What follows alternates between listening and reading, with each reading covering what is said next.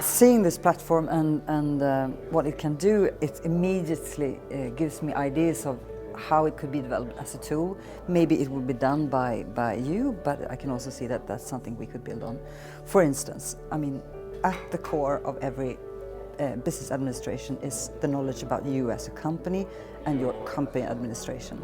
I think this is amazing. I know that Omex Nasdaq, an American company called Chain, they've been working on something similar since 2015. My experience has been that this project has really benefited from having the two subject matter areas, technology and legal, meet together to create new functionality out of one bold idea. Hello everyone, it's time for Demo Day in Project EcoSec. Today will be a super exciting day, a super exciting event. We will have a recap about Project EcoSec, the joint project between LegalWorks and ChromaWay. We are a legal advisor to the startup industry in Sweden, and what we have experienced is that many of our startup clients or customers have a big challenge to manage their corporate formalities. And that causes a lot of problems, problems that are expensive to solve, problems that need to be solved before they can take on investments. This is the concept that we decided to go for. It's a tool that should help startups to simplify corporate administration, to support transactions of shares in small companies, and also support collaboration between different stakeholders. And in the middle of everything here, we have the share ledger. The information that you use in corporate formalities, when you do transactions, when you call for a general meeting, is the information you have in the share ledger. The share ledger is really the heart of the corporate. We have had a great team working together. It has been really fun to work very close with a very skilled team, and the lawyer coder interaction has been really cool. There's been a lot of interaction. So basically the LegalWorks team have done the overall concept and user specifications and legal content, while the ChromaWay team has worked with the UX backend and the blockchain technology. We will now move into a couple of legal aspects and then look into the blockchain technology. If we look at this, starting with the legal aspects, we say we have put the share ledger on the blockchain. And what is a share ledger? The requirements for a share ledger is defined in the Swedish company law. It must be one register, can only be one, cannot be two. It must be one, and it should include all information about who owns the shares in the company.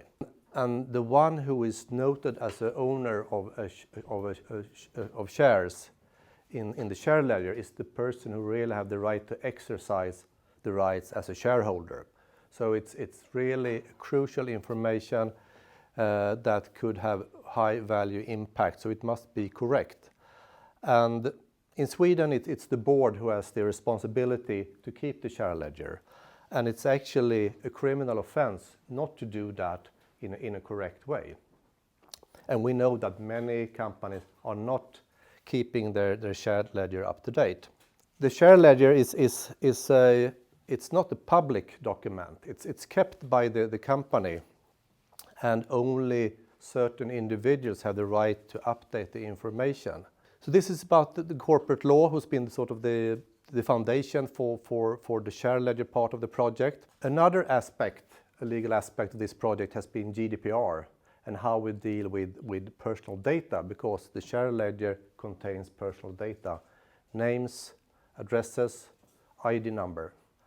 And my colleague Rickard will now explain about the GDPR aspect of this project.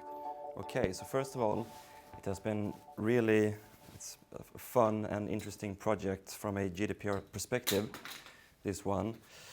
And because many people are convinced that there is no such thing as a GDPR compliant blockchain. But I think we managed to make it at least compliant in the aspects of what we're doing. So the biggest issue we've had in this project is the erasure part. But before we talk about that, we will also talk about what Ulf was saying about the 10-year obligation to store the data. So what we did is every year the blockchain is alive. We also create a new blockchain. And then after 10 years, the first blockchain is erased, meaning that personal data processed for 10 years ago is gone after 10 years. So after many fights with the GDPR monster, I think we managed together to really beat it down and to reduce it to the ground. And I'm very proud of creating this GDPR compliant use case with all of you guys. Thank you. So now I'm going to talk a little bit about the blockchain aspects of this project. I'm Jürgen Modin, the technical project lead of the project. General principles of a blockchain: it has an immutable history. All historic changes are saved and cannot be deleted or manipulated. Custom transparency: depending on how you develop the blockchain with hashing or encryption, you can actually control who gets to see what, and there is also other ways of controlling that. There is a data structure of the blockchain that is understandable by inspectors and other people working with the blockchain. And there's a distributed governance. In the Bitcoin's case, it's a proof of work. In our case, it's a private blockchain, a consortium blockchain, where you work with a consortium of nodes operated by different entities that together creates the trust that the blockchain is operated in the correct way. And you can also have observing nodes in that area. So why would we like to have a share ledger on the blockchain? It's reliable. It doesn't have a center. There is not one company standing behind it. So the shared registry can live on even if a company would go bust or other changes would be. It's open source, which makes it more reliable than even a big corporation running it. It's not dependent on a single provider. It's secure because it's using digital signatures of high value. It's inspectable, and anyone on this blockchain can see that, and anyone watching what's happening on the blockchain can see that. It's flexible. You can start with just putting in signatures for one particular area, and then you can expand that. So you can start with signing shares. These are in our company, but once you have that, you could trade shares. You can build on more and more stuff, and that's a really cool thing with blockchains. They lend themselves very well to expanding in scope. You don't have to start with a big bang. You can start with a kernel of truth and then add truth to that in any kind of field you want that can be integrated into the signatures you've already put on the blockchain. So, hello, my name is Mika Koniakowski. I've been the solution architect in the project. I'm just going to talk a little bit about distributed blockchain. So in our case, as Jürgen mentioned, this is a private blockchain in the way that it's going to be run by a consortium. So this means that we are having several nodes, blockchain nodes, doing the same thing and securing each other to make sure that there is one single truth spread over all these nodes. And in our case, we are also running the front-end parts. Actually, the user experience, the login for the user is also available on each of these nodes, which means that we are not dependent on any single node. So we could actually lose a node or if we have a hacker going in and affecting one node, the complete system will still work.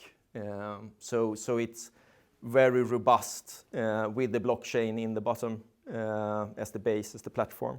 And of course, the standard blockchain technology with new blocks being created as users do adoptions, etc. in the system. So these blockchains are replicated on each of these nodes which we have here. And as a blockchain works, everything that has been put into the blockchain are locked by the additional information that are changed in the system. So you get a very, very secure storage of data, and you get a perfect history of everything that has been done and who has done it.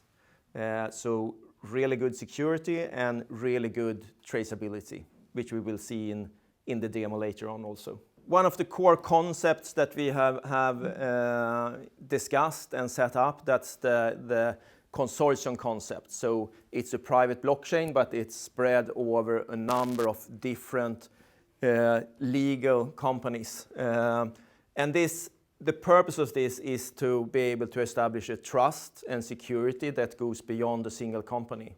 So we are not dependent on one company doing things right, or not even that one company continues to exist, because the solution is spread, as we saw, over these different nodes at different sites of these members of the consortium. And this is then handled by a legal agreement between these different legal entities and covers operation and maintenance, information security from the GDPR perspective. They are responsible to make sure that no one authorized have access to their node that they are having at their place. And the service availability, having these number of nodes, of course, make it robust also from unplanned downtime, etc. And the initial coverage of this agreement is this having these nodes up, of course, but also having them separate operationally, different administrators having access to them, geographically, different geographic areas in case of disasters, etc. And of course, the legal aspect, as I said. And this also gives us the opportunity to actually have an agreed extended time of uptime. If anything happens with any of the members of the consortium, whatever, there is an agreement that the other ones keep the system up for a certain amount of time, which means that everyone has access and can continue run it, or at least bring out their share ledger and put it somewhere else. So a security and robustness above a single company offering this service, made available by the blockchain. And of course, this can be extended in the future also.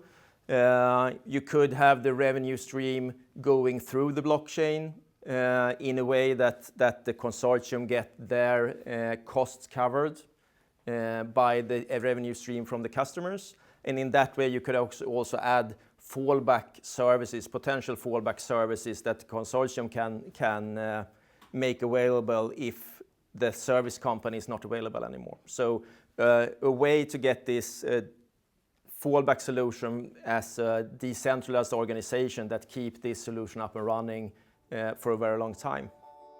So what's next? Phase 2 will be the premium services like share transaction, selling and buying shares in unlisted companies. We already have that described in a use case, but we need to code that into the system. Include an integrated cap table, so you both have the share ledger and the cap table. And then support for general meetings, to call for general meetings and to create the minutes. And then also services to issue new shares and warrants. All that can quite easily be done. We think it's perhaps about a year of work together. And then we have a super exciting tool for the market. And taking that one step further, we're thinking about the phase 3, where this actually could be a marketplace for selling and buying shares in non-listed companies, not only in Sweden, but with a global reach. So it's a super exciting project that we start today.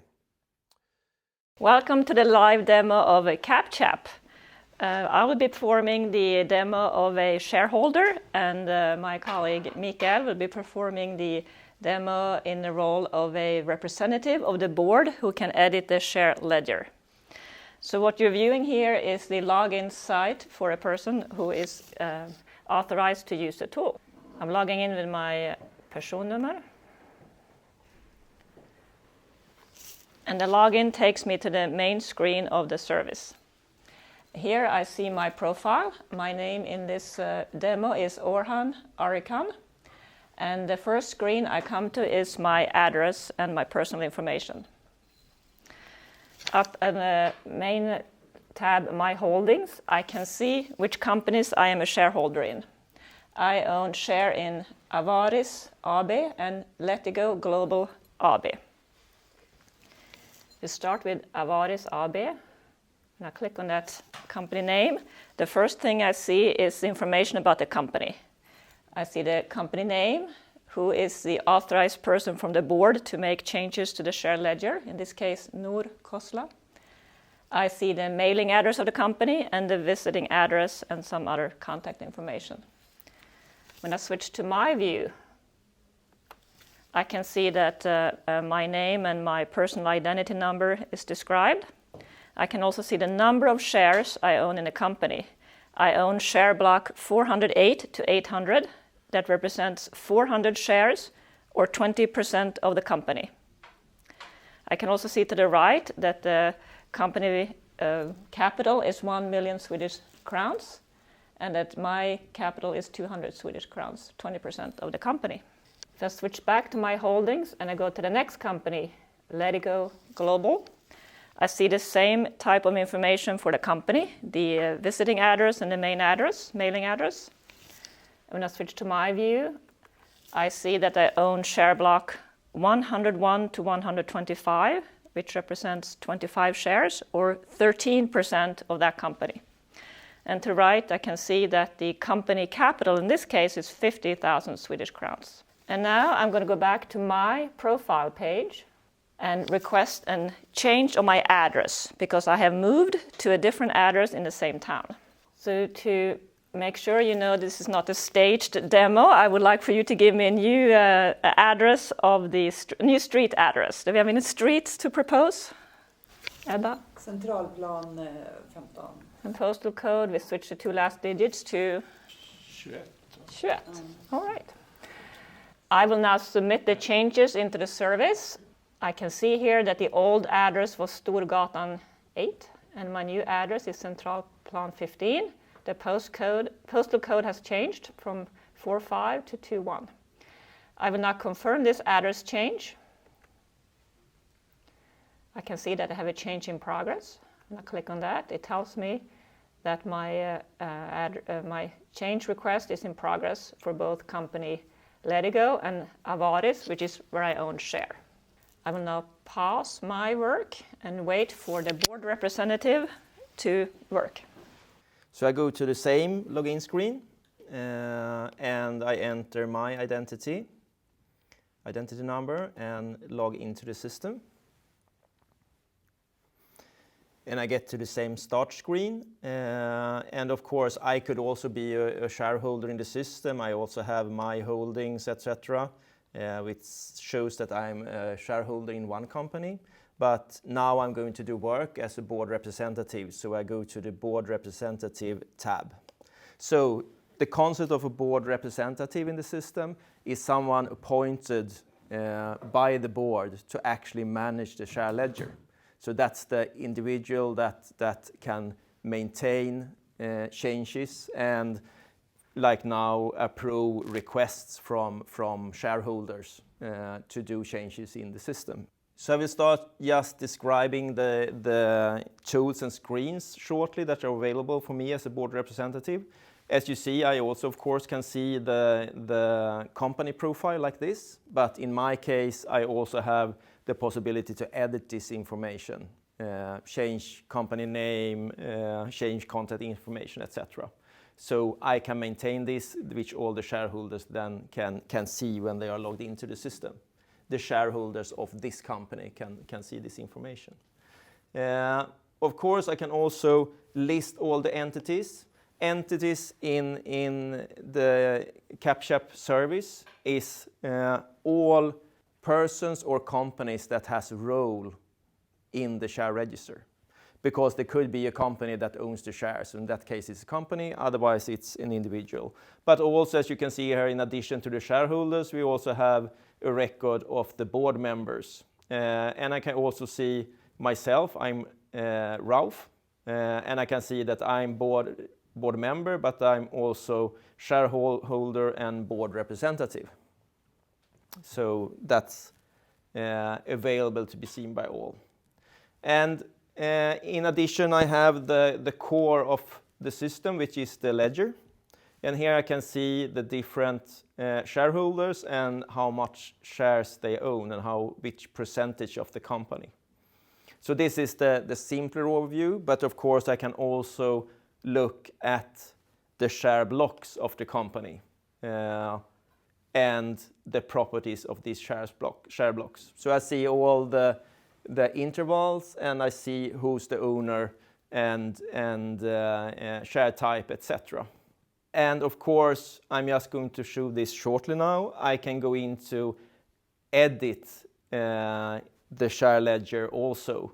And in this case, I can actually change the total shares of the company, which has been set by the board.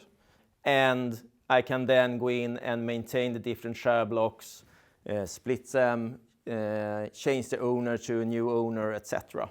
And when I finalized everything and think this is correct, this is the new share ledger, I can then go on to publish this so it's visible for all the shareholders. But in my case now, we're going to continue. So I can also see that under tasks, the company tasks, I have one task to handle. So there's some kind of request that I need to take care of as a board representative. And if I go in here, I see that it's an address change for Oran, and he wants to change from Storgatan 8 to Centralplan 15 and a new postal code. So in a very rare case, of course, I could reject this if I see that he has made typos or whatever.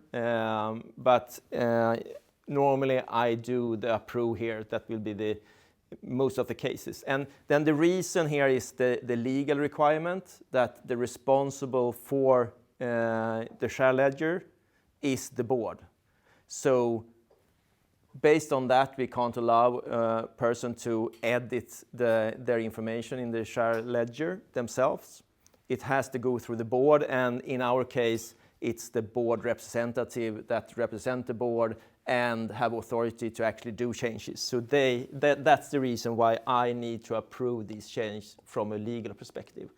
And of course, everything that we are doing is going into the blockchain, so we don't want to put things in there that are incorrect. So I get an additional confirmation clearly showing what the old information is and what the new information will be. So from this, I can then do confirm approval. And the task is done, so it leaves the task list, and we will soon continue to see how it looks for the shareholder. But first I would like to just go into history, which is a core functionality of the system, because this is where we can find everything that has happened with the company. From the initial start, when the company was onboarded, in this case, the first board representative was added. It was someone else than me, it was Mikael Ekroth. So somewhere down the line here we will see that the board representative is changed, so we have complete history. And we see here that new entities are added. This is when the share ledger was created from the beginning. We are getting new, so we're getting Leif Svensson added, and he's set to board member. We have Jonas Sjöblom added as entity in the system, etc. And the interesting thing here is that this is not completely ready. We haven't had the formatting on this yet, but if I look at, for example, the creation of the company, I see the before and after, and of course this is a new creation, so I only see the after that the company is created. But what I want to point out here is that I can see actually which block in the blockchain this has been placed, and I can also see how many additional blocks has been created since then. So all these 3,449 blocks has added to the security of this initial block, locking it down for further changes. So all these blocks, all these changing being done, further increase the security of the system all the time. Even if a hacker gets in there, he can't actually manipulate this because it's a chain with information that is secured. And if I go to the bottom here, end of the list in the history, I will actually find Oran requesting an address change, and I see that which was actually that I approved the request for address change for Oran, and I see then that his address was actually changed on his entity. And again, sorry for the layout, but if I go in here, this is what will be in a nicer layout. I have the before state and the after state, what was the final solution. So actually, we have complete traceability for everything being done on the share ledger. So with that, we swap back to Oran. So I'm Orhan, the share owner, and I'm now at my computer working. I want to check what's going on with my address change request. So I click on my request, and I can see that for the two companies where I'm a share owner that we looked at previously, Avaris AB, this change request is still in progress. But for the company Ledigo Global, where Mikael is the board representative and just performed the approval, I can see that my address change has been approved. And I'm now waiting for the Avaris board representative to do the same thing, because these are two independent companies. They need to be approved by the two different board representatives. I'm closing this, and I will go back into the tab that's called My Holdings, where I see the two companies where I own shares. If I open the first one, Avaris, and I go to my information, I will see that my street address here is listed as Storgatan 8, which was the address before I requested the change. And I go back to my holdings, and I go into Ledigo Global, where Mikael just performed the approval. I will see that my address has changed to Centralplan 15. So this share ledger is now updated with my most recent address change. And with that, I go back to my profile screen. I see that I have my Centralplan 15 address and a change in progress. And that confirms my work of today, and I log out of the system. And I'm back in the log-on screen. And that concludes the demo. Yep.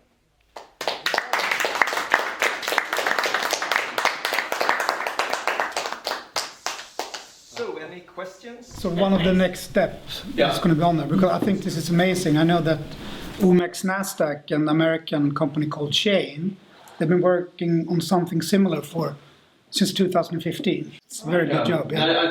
I think one of the benefits we have is that we're working with the ChromaWay blockchain, which is much faster to develop with. So it's a big difference with working and securing other type of blockchain solutions. That's a challenge, and we have a benefit there in our development.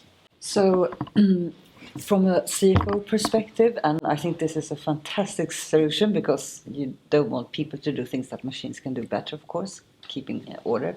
How do I actually buy this service? Can I make it a subscription, or do I pay by use, or do you have an idea? It's a Ulf question. Yeah, so the idea is that the actual share ledger, what we've seen today, is going to be a freemium service. And then we'll add on a layer of premium services, like the buying and selling shares, like doing different kind of corporate formality matters, like new issue of shares. Those will be the premium service. Whether that will be a subscription or a pay-as-you-go model, we're not clear with that yet. But the idea is really to have the share ledger free as a premium, and that will, of course, help us to expand the group of customers. So I have one more question, if I may. I mean, this is fantastic, having all the information in one space. And I know, for instance, if you want to sell your company, or if you want to invite someone to have a look at you, you create data rooms. Could this be connected to a data room, or could I send invites for external parties to join and look at my company? Yes, that's definitely on the to-do list as well. So we want it to be like a collaboration tool between management, board, members, shareholders, and new investors. Could it also hold documents attached to my account or my entities? Yes, I mean, it could, for example, documents like the Articles of Association, which is a critical document as well. You have the shareholders agreement, which also is very linked to the share ledger. So there are some key documents that should be available in the system too. We can also add that we have done the user story for for the share transfer, for someone pointing out I'm selling this to this person. So you have the user story for that workflow. And of course, in that case, you have these kind of documents actually being created in the system to begin with, because the agreement to transfer the ownership is done in the system. And also the signing of the shareholder agreement will be done in the system. So in that case, these kind of documents are actually created in the system when you are working with it. But in addition, of course, you could have scenarios where you actually upload or put documents into the system also. But it's even better when we can have it digitally signed, an agreement signed in the system, and we get an extra leverage when we can do that. Yeah. So it's a template created in the tool, and depending on what user, what company, what förbehåll the company has, the document generated will be customized for each transaction. From a crypto industry CFO, I usually get questions of who is the real huvudman or the ownership behind. Could this be a tool that I could use to connect or to inform counterparties of who we are and who the real people behind are? Yeah, that's an extra aspect that we could look into. We have a similar question raised by Bolagsverket because they have a similar issue with people actually claiming to be the majority shareholder and requesting things to be done, and they actually don't have access to the share ledger to check that is really correct. So in that case, you have the possibility for a company, if we talked about them providing an API, so then Bolagsverket would actually be able to check this in the cases where the customer using the system allows them to have access, and that is sort of provide an extra security to the companies that actually allow Bolagsverket to do these type of checks. And I think it's a very good point for the real what is it called? The one you said, the real owner, the real people behind the companies, because that is pretty much the same thing, but for the banks and Skatteverket. So I think that's connected, and it could also be an API provided if we think that's something that the customers like. Good point. I remember when we started to talk about this, me and Ulf discussed this, and we are a startup too, and I had those problems. Like, I have shareholders, I have to chase them across the world. Someone owns a private jet and lives in 3 places and owns 2 banks. How can I get hold of him to sign the papers? And someone is in the US doing blockchain projects. Seeing this platform and what it can do, it immediately gives me ideas of how it could be developed as a tool. Maybe it will be done by you, but I can also see that that's something we could build on. For instance, I mean, at the core of every business administration is the knowledge about you as a company and your company administration. And of course, since this is a securely shared and stored data of the crucial documents that we need, we can of course envision that we could use it as a to add things to the entity that was used. That in my entity, of course, I have lots of documents and lots of things that belong to this entity, and that would be so helpful from an administrative purpose to actually have a safe place to gather all of it, because that's one of the core difficulties, and that's what drives manual work and time just to keep track of where you have your key data. And also just the updates, keeping track of it. In the normal case, you would actually have to call like the Bolagsverket in Sweden and ask for a renewed sort of certificate of your company to prove that this is the current state of where you are. In this way, we can lose lots of time, or let go lots of time, just to help ourselves find the data that we need. Super important. I'm Anna Brunzell. I've been the project manager for the CapChap project.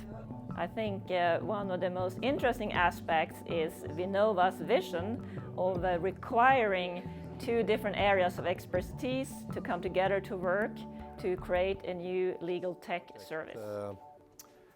I think the first thing that comes to my mind is sort of the great team effort we had.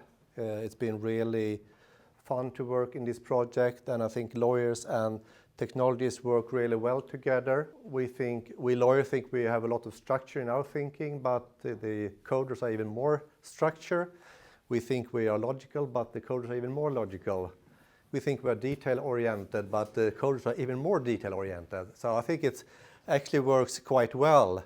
And I think lawyers and technologists can do a lot of good stuff together, since the law is really suitable for digitalization.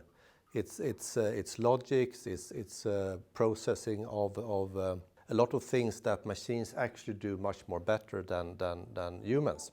So it's been a pleasure working with LegalWorks. I thought you might be stuffy or something. That was not true. You're intelligent. Oh, you're pointing out the one who is. No. So you've been intelligent and creative. It's been a pleasure working in the project because everyone is flexible. Everybody latches on to what we're talking about. So it's been really cool. And then I would like to thank our ChromaWay team. I'd like to thank Henrik Hjelte. I would like to thank Tobias Rådeskog, who's been doing a lot of the server and backend work. I would like to thank Adam Strandberg, who's been doing the graphical design of the project. I would like to thank Jacek Nowacki, who is not here right now because he's in Poland, who's been doing the front-end programming. And I would like to extend a special thanks to Michael Koniakowski, who's on the tech side, has been carrying this project on his shoulder. So thanks to you all.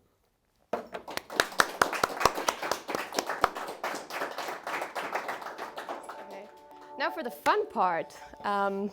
It's time to announce the winner of our name challenge that we've had, and the winner of this bubbly prize, and most importantly, the name of our new innovative product. And the jury, we thought it was important that the name was effective and uncomplicated and easy to say, and that it works internationally. And also it needed to make sense and be compatible with the product, which is described as a smart and modern tool to manage your legal entities. And the target group for this is startups and investors. So I want to be the first one to say goodbye EcoSec and welcome CapChap.